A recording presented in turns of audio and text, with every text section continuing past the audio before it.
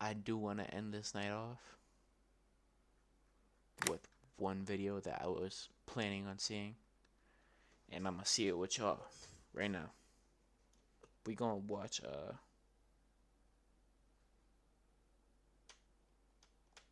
what's it called? Oh,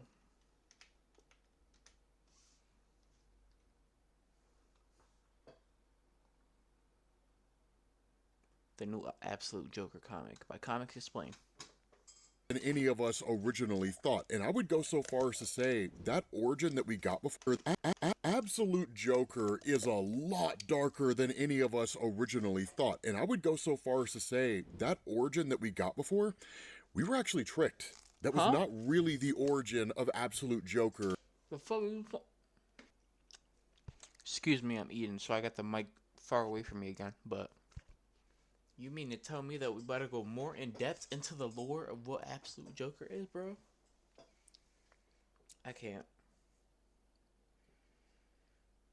This shit is getting too different for me. In DC Comics. I know it sounds crazy, but hear me out, because this comic is nuts. So this is Absolute Batman Arc M. This is the one-shot comic that just came out. They gave us the origin of what's essentially Arkham Asylum within the Absolute universe. And what this does is it picks up with a statement. This already looks scary as fuck, I'm not gonna lie. But paused it to say that when I watch these videos, I get very immersed, especially these videos, because I'm a big DC fan. So I'm probably gonna watch this unless if something crazy happens. I'm not gonna react, but this is this is Absolute Joker, or this absolute Batman. So there's something bound to be crazy that's gonna happen in this video. So 100%. I'm gonna react and talk about it. These are the writings of Dr. Amadeus Arkham. They Jeez. What did I just say? What did I just say? Just talking about how some crazy shit gonna happen. I'm gonna have to react.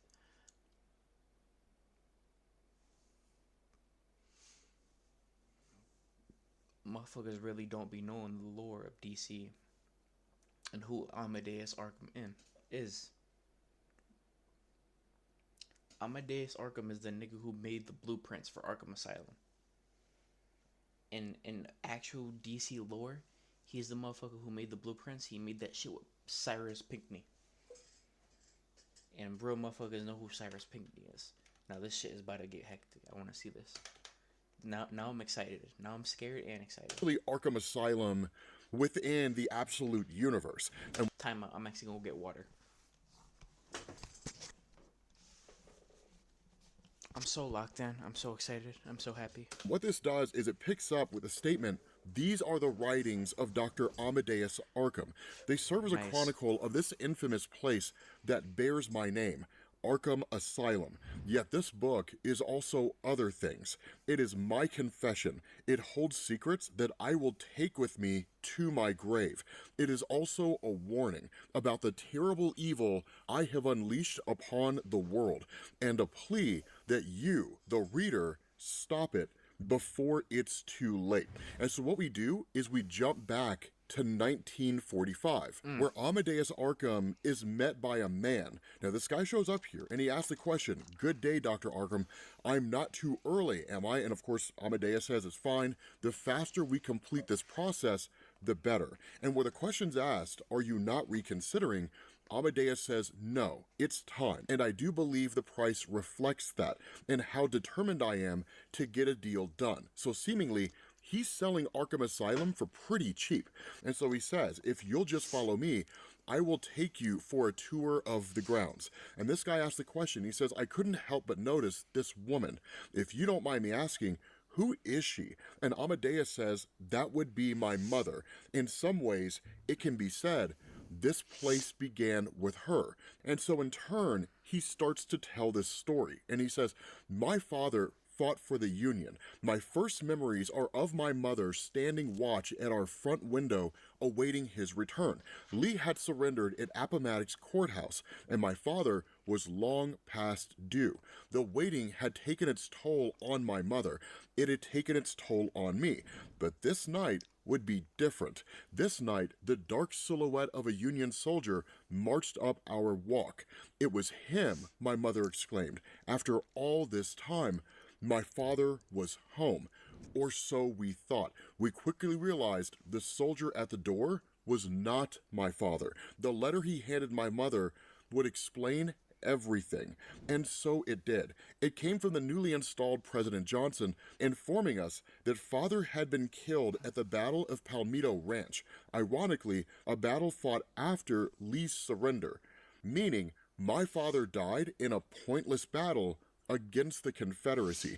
It was all too much for my mother to take. The soldier, to his credit, tried to console her, but she had other ideas. As the soldier's blood started to pool at our doorstep, my mother looked over the faces of my siblings and proceeded to end them, one by one. But when she came to me, she paused and turned the gun on herself instead. Why she chose to spare me that day, This shit is fucking dark.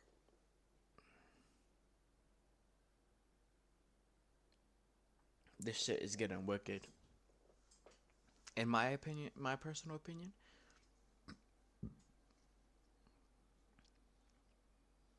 this is Arkham. This is how I always thought Arkham is. Some shit, sick and twisted shit like this. will never know. But the incident would shape my life. From when I first arrived at the Elliott Gotham City orphanage as a scared little boy. Nice. From when I first arrived at the Elliott Gotham City orphanage as a scared little boy, to the day I emerged. The Elliott orphanage? It's not Pinckney's orphanage. It's Elliott's orphanage.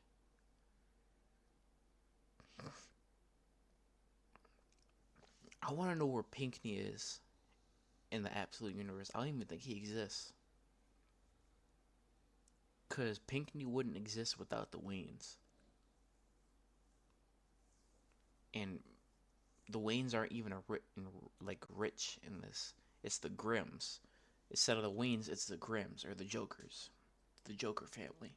From its doors, a confident young man with nothing more than the clothes on my back and a dream to help people like my mother, a dream to build a place where people such as her could get the care they needed, where the best science of the day would be applied to treat the mind's afflictions, so the tragedy that befell me could be prevented, a place I could call Arkham Asylum. With money given to me by the Elliott Family Foundation, I would purchase the land where my dream would come to fruition. Cheap land with a past of its own, granted, due to being where the British kept colonial prisoners of war during the Revolution, where there was much abuse and loss of life. A place other Gothamites said was haunted from the start, soaked in blood and madness. Still, none of that mattered to me, not as long as some good could come out of it. In the beginning,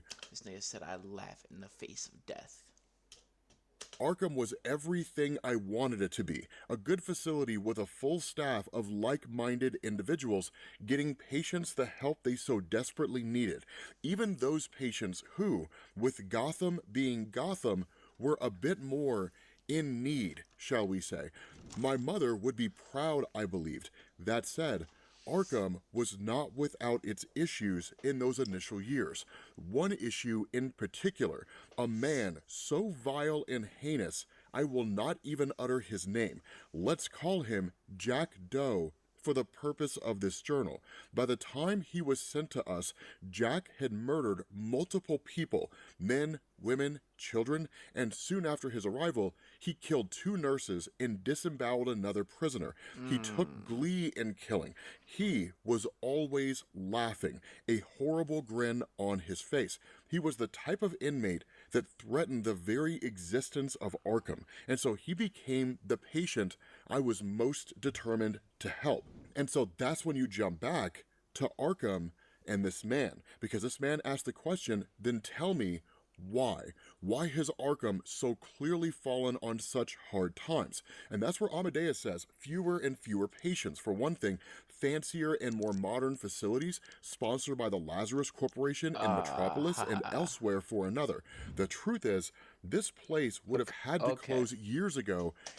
Okay, cause nobody's nah.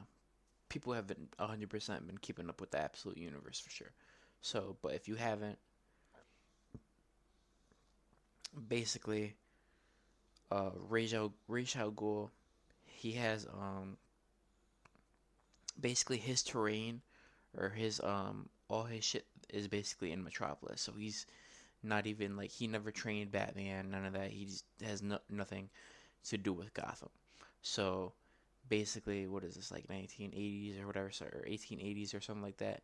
He has the Lazarus Pit, the Lazarus Corp, and shit like that. So 100%, he's been around for a long ass time. It's Ra's al Ghul, but I can see where he's going. This shit is getting juicy as fuck. If not there.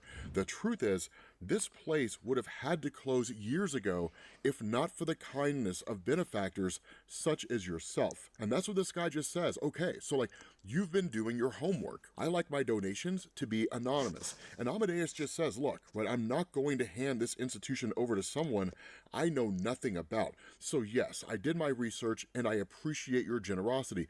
Mental health is clearly important to you. And that's what this guy just says, it is. I have seen up close the suffering caused by conditions of the mind, and I feel it's our duty to find cures so that younger generations never have to contend with them. Our children deserve a better future. Do you have children, doctor? And that's where he kind of freezes for a moment, almost like this question that he didn't necessarily expect. And he ponders, and he's like, children? I never really had any children. And so you jump back to 1885, and he says, it was raining the night he arrived, covered in blood. So much blood, even the rain couldn't wash it away. How did he get that way? Whose blood was it? The boy claimed that he did not know, but it was clear he had suffered greatly in life. An orphan raised on the streets. He was near death when I found him. Being an orphan myself, I took pity on the lad. I took him in, and eventually, in time, I took him under my wing. He was bright and learned quickly. More than anything, the boy was fascinated by my work and would tour the halls of Arkham with me. Perhaps it was growing among the suffering masses of Gotham, but his fascination soon became a passion. He believed in the good of this place, and in me. I dare say, with no heir of my own, I came to think of him as my own son, someone who would carry on my name and my work. Tomorrow is a new page, father, the boy would say. No matter how bad things seemed at the asylum, a private phrase to buoy my spirits. He was ever the optimist, even when he met Jack Doe. Jack was being punished for brutalizing yet another nurse. He taunted the boy, tried to get under his skin, ever a cruel joker, but still, the boy remained undeterred. Were the likes of Jack beyond our help? I confess I had started to wonder, especially when Jack escaped his cell 2 days later, when he held the boy hostage. I did everything I could to talk Jack down. Thankfully, while Jack was cunning, he was not stupid. He knew killing the boy would result in instant death. I was just happy to get the boy back. Even as I hugged him, I knew the light in him had only been strengthened. And so again, continuing this walk among the grounds, the man just says, you still do get patients, I see. And Amadeus just says, few and far between, and with a small staff to help me at this point, but yes, we do. And so the man says, I must give you credit, Dr. Arkham.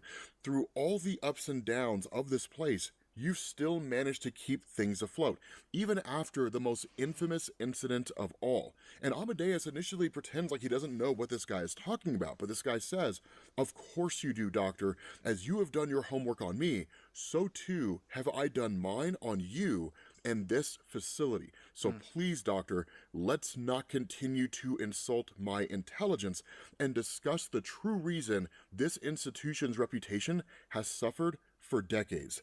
Tell me about the breakout. And so Ooh.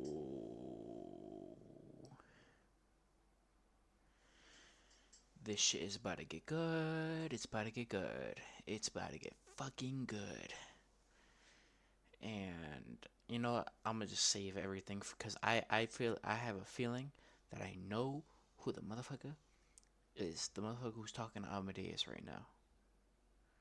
And they're giving all these flashbacks. Ooh. 1886. you jump to 1886, and Amadeus says it was all due to a damned careless orderly. I had warned the fool time and time again, whatever you do not get too close to the inmates. His keys were taken, his throat was slashed from ear to ear with a sharpened toothbrush, and he was but the first. He released a number of his fellow inmates, and they made their way down to the furnace room, deciding against confronting the armed guards at the front doors. Whatever the case, they quietly worked through the night, dug out a tunnel from behind the furnace, and just like that, they were gone. Waking the next day to this nightmare, I knew that Jack had done it. I could almost hear him laughing. The man who loved nothing more than to torch the world. It was a revelation that made my heart stop because I knew, and I knew Jack. I knew who he would target before making his escape. My son was lost to me forever. Tomorrow is a new page. That phrase of his came back to me over and over, but his story was over. And he says, I never forgave myself for the breakout and for what happened as a result. To cope, I converted an old storeroom and created this, a record of my own shame. And he says the breakout was hidden from... So he was so in grief about what happened, this motherfucker created an entire room about every single time he fucked up. He just put it in there just as a reminder. And then every single person the inmates have killed, every single time somebody died, every single time this happened, and he just put it in this room. And he goes into this room as a reminder of he basically fucked up. That's sad. That's crazy. The papers to prevent panic. Sick people under Jack's breakout was hidden from the papers to prevent panic. Sick people under Jack's tutelage twisted towards crime. There were robberies, murders. Eventually, all were brought back to this place. All. You, just you, building your app on base 44. Except him. The man I refer to as Jack Doe, the man I have come to believe would become the world's most notorious serial killer, Jack the Ripper, a man who might be more than human, but evil itself, a smiling demon, a hellish jokester. He says the timeline fits, the MO, all of it. And that's where the man just says, yes, doctor, I'm well aware of your works on the subject. Speaking of which, the furnace room. I would like to see it. And so as they make their way down there, Amadeus says, nearly 60 years ago now, and I haven't been down here since. If I'm being honest about it, I just couldn't face it. And so that's where the man asks, right? This wall, where it's re-bricked, this is where they escaped from, correct? And Amadeus says yes. And so then the man points in a different direction, and he says, then why is this wall re-bricked as well? And that's where Amadeus kind of looks around, right? In his old age, he's forgotten a lot. And so he's actually being honest here when he says, having not been down here in ages, as I've said, it's not something I would have noticed before. And so the man just kind of wonders and says, have you ever wondered what else you never noticed, doctor? And that is where the whole story shifts, because the man leans into Amadeus and he says, he leaned in and whispered something to me then, something that stopped me cold. But before I could respond, the man just says, you don't have to see me out, doctor. I love this place. And so Amadeus just says, that night I could not sleep.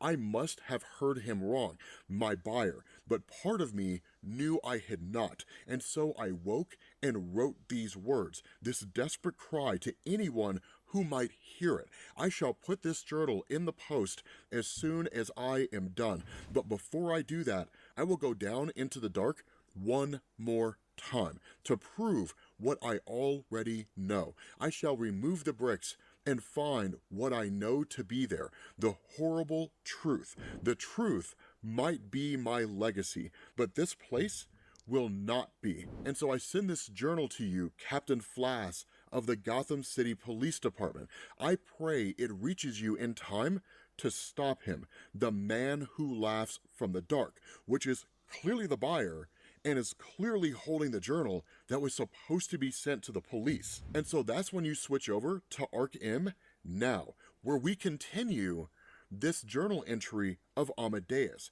because he says, not Jack Doe, that is not the man, but him, the boy, the one I once called my son. The boy who once pretended to believe in this place, in healing the sick, but who never did. See, it was Jack Doe's body I found behind that wall, not the boy's, because it was the boy all along. The voice in Jack Doe's ear, the hand at his cell lock, the knife at his throat, for in never tend the one.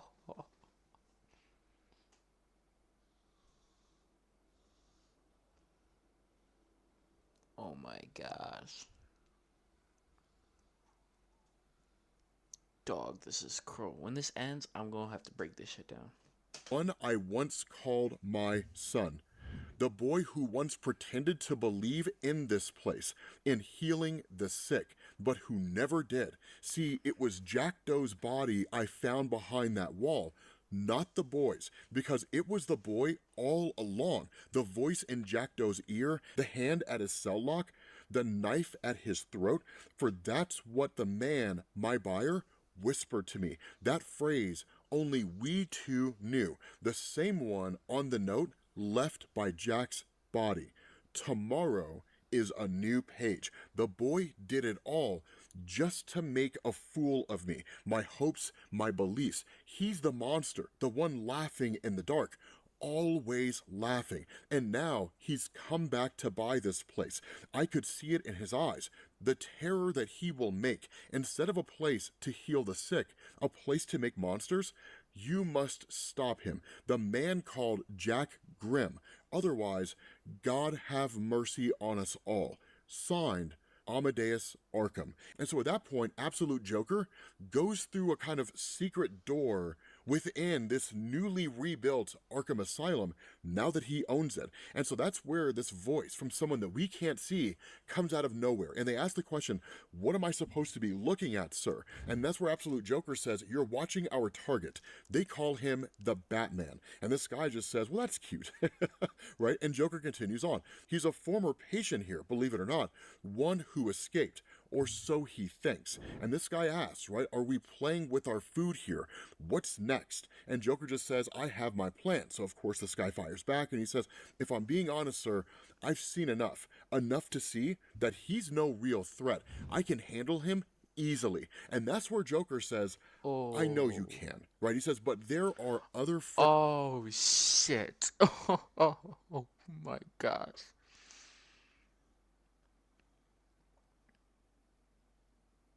He's got the files on niggas.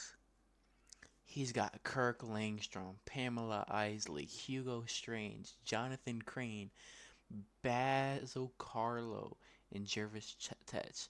In other words, Kirk Langstrom, aka the Man Bat. I do not want to know what that motherfucker looked like in the Absolute Universe. Pamela Isley, also known as Poison Ivy.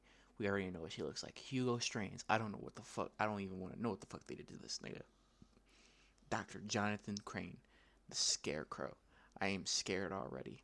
Basil Carlo, who is Clayface, where we only got a glimpse of what he looks like. And Jervis Tetch, also known as the Mad Hatter. This is about to get wicked. Friends that I would like to introduce him to in the meantime.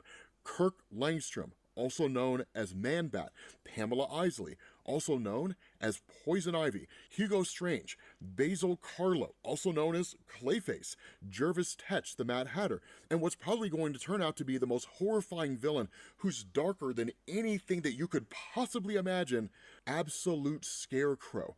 They are all housed here. And so that's why Absolute Joker says, with that in mind, he releases them all from their cells. And that's where this guy says none of this was necessary. I just see Man-Bat crawling out, and I see Poison Ivy crawling out as well. But the response of Absolute Joker, do not worry, right? You will get your chance soon enough. Everything in due time, my death stroke. He's talking to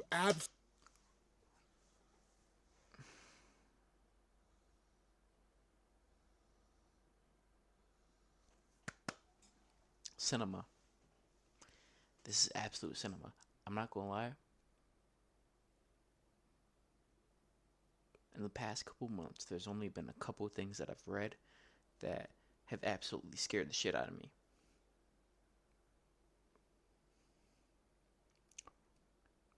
All three of them had to do with Absolute Joker. It was Absolute Evil, where Absolute Joker, he stood up and had that conversation, that meeting.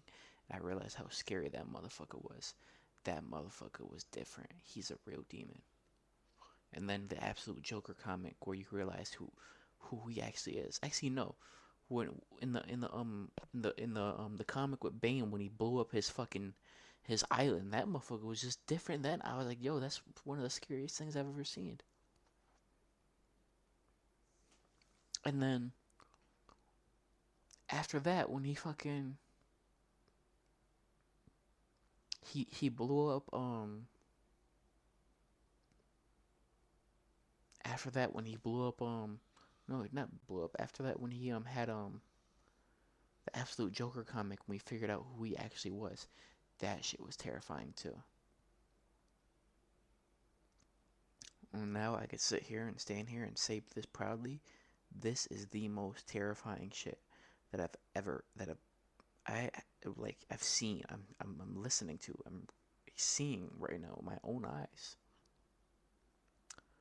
Dog, he just let go, initiated a fucking facility, like, worldwide. He just let go of all the mean patients. The Joker just let go of all the mean patients from the asylum to go after Batman.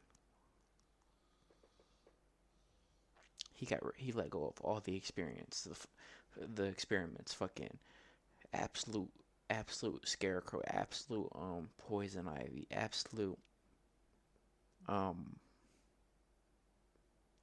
whatchamacallit, absolute, yeah, Poison Ivy, absolute Hugo Strange, absolute fucking Man-Bat, absolute Clayface, absolute Mad Hatter, bro. He let go all the abominations to go after this nigga. This shit's about to get wicked to hell. And he told him, "Oh, my friend, who's been talking to him the entire time, is like, you'll have your fun too, my Deathstroke." He's talking about absolute Slade Wilson, absolute Deathstroke, and they got this motherfucker looking like Dracula right now in the full entire robe. He's got the mask on, the Deathstroke mask. You can see he got the oh my gosh, this nigga looks scary. This nigga look like he's lived for 1,000 years and hasn't even skipped a beat. This nigga look like he about to take somebody's soul. No pause too, because apparently this nigga owns some islands. I'm not gonna lie. Apparently this nigga's Epstein. Bro, this shit is terrifying. I gotta re-listen to that whole part. And so that's where this voice from... So you're telling me that... Okay.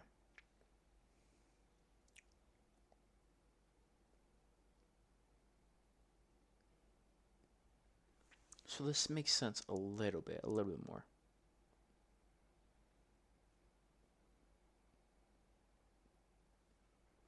You're telling me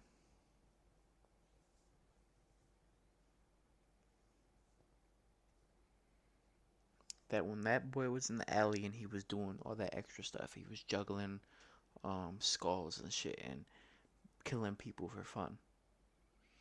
He killed all those people he left and ran away.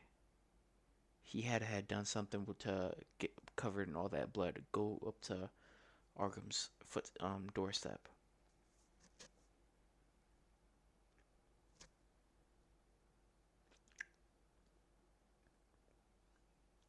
Find his way up Arkham's doorstep, right?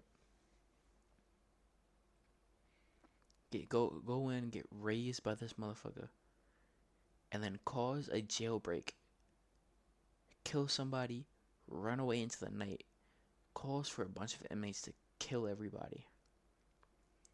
And grow up, get old, become one of the most twisted and sick, sadistic motherfuckers all the land. Come back years later, meet his maker basically.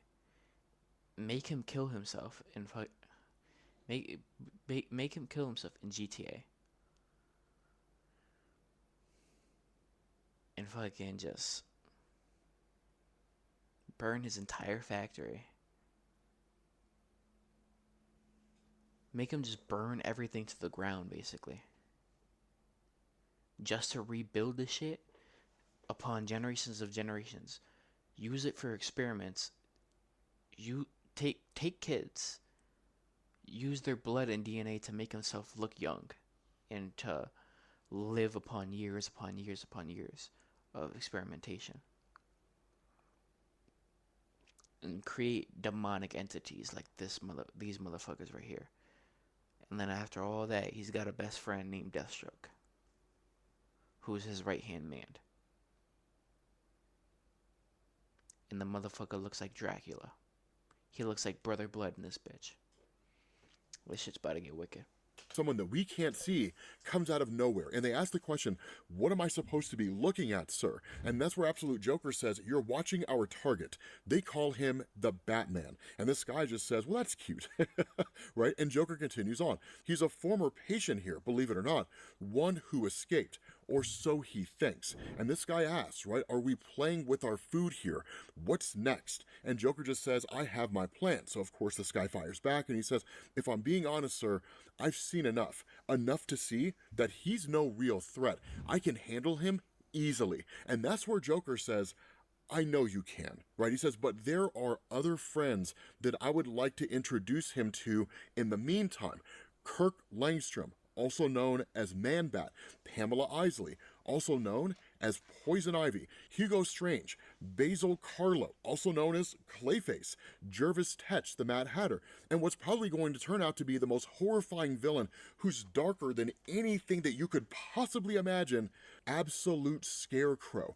They are all housed here. And so that's why Absolute Joker says, with that in mind, he releases them all from their cells. And that's where this guy says none of this was necessary. But the response of Absolute Joker, do not worry, right? You will get your chance soon enough.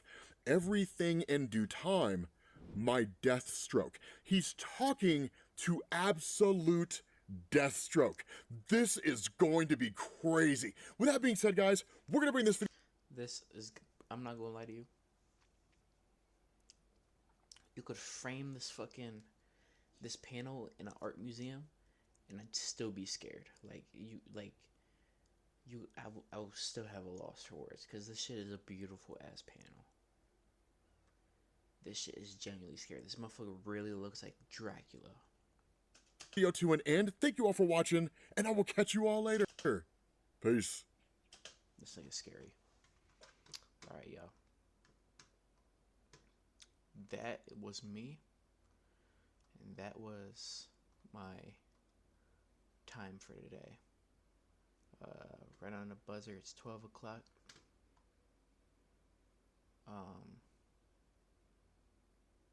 Hope y'all have a great night. And this is your bar of the night. They should have me arrested. Our path is connected. Do you believe in a parallel universe? Because I just flew international to catch a domestic.